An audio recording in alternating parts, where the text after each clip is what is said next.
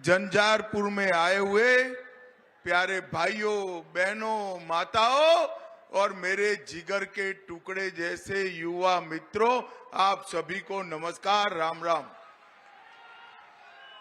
भाई और बहनों, झंझारपुर की इस धरती से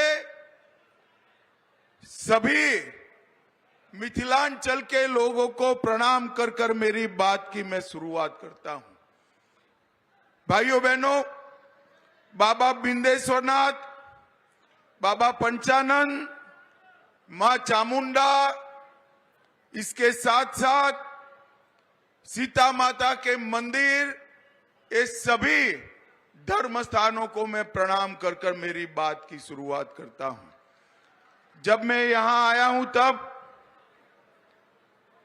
जनकवी विद्यापति जी, महान दार्शनिक मंडन मिश्र जी, वाचस्पति मिश्र जी, वीर पूरन मंडल जी, पंचानन झा जी और स्वतंत्रता सेनानी रामेश्वर यादव को प्रणाम कर कर मेरी बात की शुरुआत करना चाहता हूं। भाइयों और बहनों, हमारे कर्पूरी ठाकुर जी यहीं से विधायक बनकर जाते थे। फूलपरास विधानसभा से बने। इतने साल तक एक Congress and Lalu and company ने कर्पूरी ठाकुर का सम्मान नहीं किया था। हमारे नेता और देश के प्रधानमंत्री नरेंद्र मोदी जी ने कर्पूरी ठाकुर जी को भारत रत्न देकर समस्त बिहार के पिछड़े समाज का सम्मान किया। कर्पूरी ठाकुर जी ने इतने पिछड़े समाज से आते हुए जो लोकप्रियता हासिल की है, वो लोकप्रियता आज भी सबों की ईर्ष्या का कारण बनी हुई है। कर्पूरी ठाकुर जी ने भी गरीब के घर से आकर बिहार में गरीब, दलित, पिछड़े का आवाज बुलंद किया और नरेंद्र मोदी जी ने भी गरीब चाय बेचने वाले के घर पर जन्म लेकर पूरे देश भर में गरीबों के कल्याण का यज्ञ चालू किया है। भाइयों बहनों, यज्ञ आज नरेंद्र मोदी जी देश भर के पिछड़ा, गरीब, दलित, आदिवासी, वंचित, उसके कल्याण के लिए काम करने वाले नेता के रूप में उभरे। भाई और बहनों, मोदी जी को तीसरी बार प्रधानमंत्री बनाना है ना भाई? जोर से बोलो, बनाना है ना? मैं इसका मतलब समझाता हूं। तीसरी बार प्रधानमंत्री बनाने का मतलब है बिहार के अंदर से जातिवाद को समाप्त कर देना, आगे मेरिट्स में राजनीति चले। तीसरी बार प्रधानमंत्री बनाने का मतलब है बिहार के अंदर से, देश के अंदर से भ्रष्टाचार को समाप्त कर देना।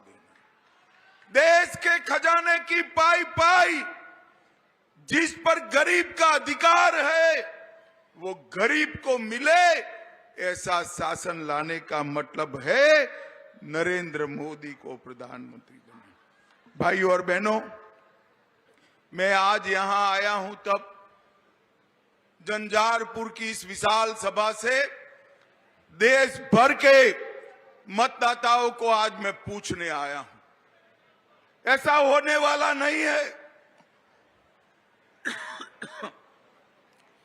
मोदी जी का जीतना निश्चित है, मगर स्वप्न में भी सोच लो, ये घमंडिया गठबंधन, ये इंडी अलायंस अगर जीतता है तो देश का प्रधानमंत्री कौन बनेगा?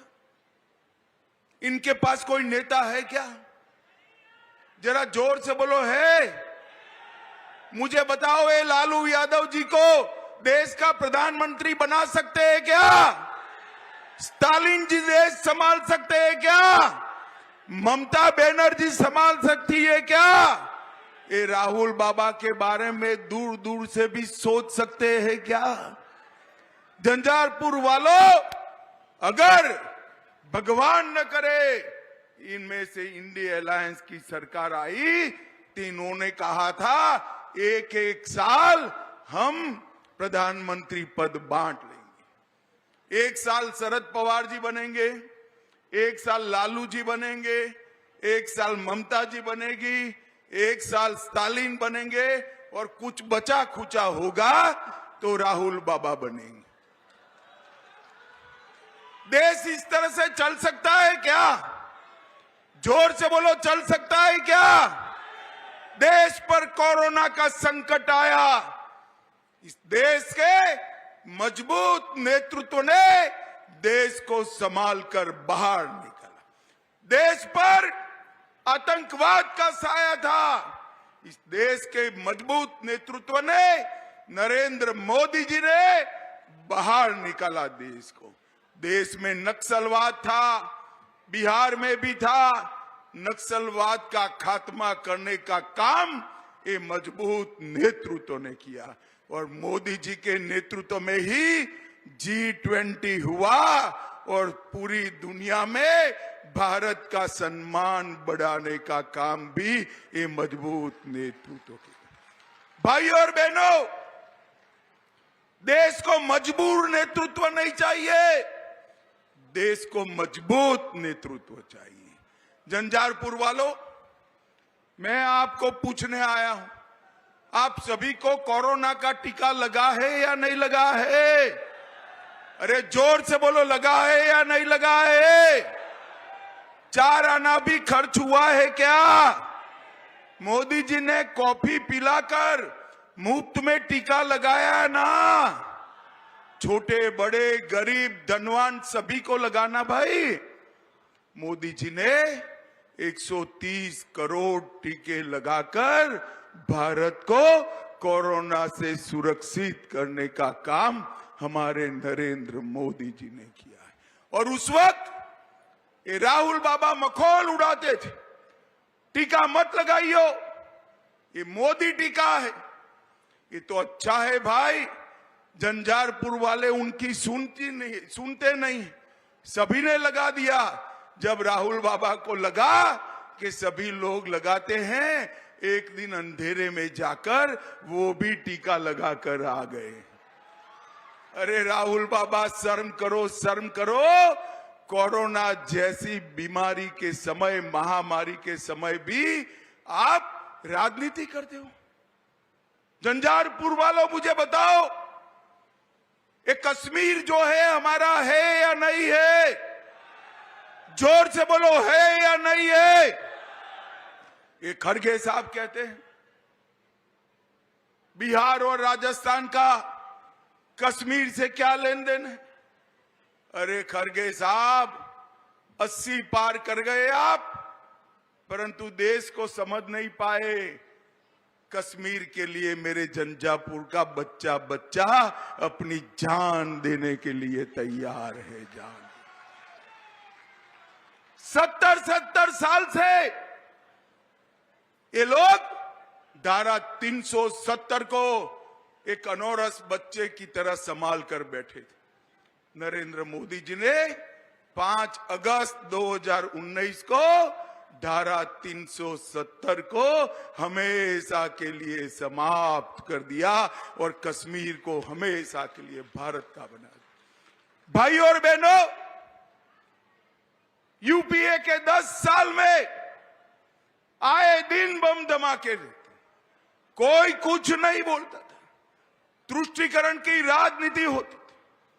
मोदी जी आए, उरी और पुलवामा में बम धमाका हुआ, 10 ही दिन में पाकिस्तान के घर में घुसकर सर्जिकल स्ट्राइक और एयर स्ट्राइक कर मोदी जी ने आतंकवाद का सफाया करने का। भाई और बहनों, मोदी जी ने इस देश को आतंकवाद और नक्सलवाद से मुक्त कराया। ये जो घमंडिया गठबंधन है, इनके नेता ये देश को संभाल नहीं सकते। मोदी जी का नेतृत्व ही कोरोना से भी बचा सकता है, आतंकवाद से भी बचा सकता है। कश्मीर में शासन सुशासन मोदी जी ही स्थापित कर सकते। मुझे बताओ भाई, मैं सीता माता की धरती पर आया हूं। अयोध्या में राम मंदिर बनना चाहिए था या नहीं बनना चाहिए था? जोर से बोलो माताएं बहनें, विशेष जोर से बोले, बनना चाहिए था या नहीं बनना चाहिए? 70 साल तक राम जन्मभूमि को मसले को ये लटकाते रहे, अटकाते रहे, भटकाते रहे। मोदी जी ने 5 ही साल में केस भी जीता, भूमि पूजन भी किया और प्राण प्रतिष्ठा कर कर जय श्री राम कर दिया। और भाइयों बहनों, ये तेजस्वी जी को, लालू जी को, राहुल जी को, सोनिया जी को, खड़गे जी को, सबको निमंत्रण मिला कि आइए आप प्राण प्रतिष्ठा के कार्यक्रम में अयोध्या आइए। मगर वो तुष्टीकरण की राजनीति के चलते अयोध्या नहीं गए।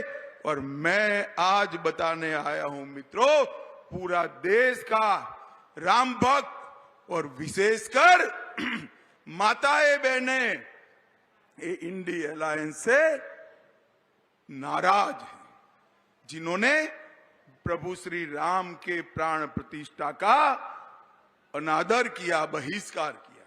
भाई और बहनों, मिथिला का सम्मान लालू जी के समय में बहुत नीचे ले जाने का काम किया। एनडीए की सरकार आई, नीतीश जी की सरकार आई, फिर मोदी जी प्रधानमंत्री बने।